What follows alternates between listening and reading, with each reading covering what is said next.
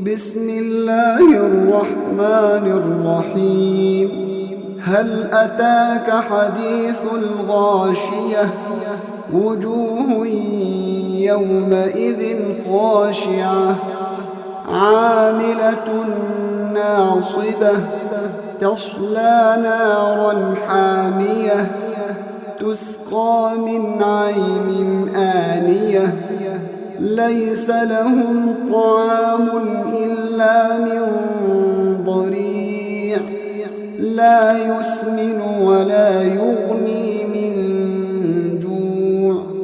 وجوه يومئذ ناعمة لسعيها راضية في جنة عالية لا تسمع فيها لاغية فيها عين جارية فيها سرر مرفوعة وأكواب موضوعة ونمارق مصفوفة وزرابي مبثوثة.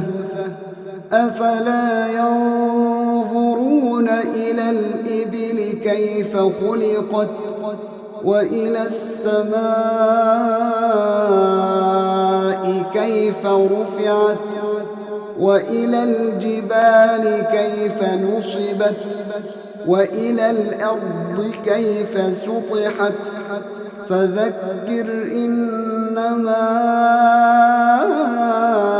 أنت مذكر لست عليهم بمسيطر إلا من تولى وكفر فيعذبه الله العذاب الأكبر. إن إلينا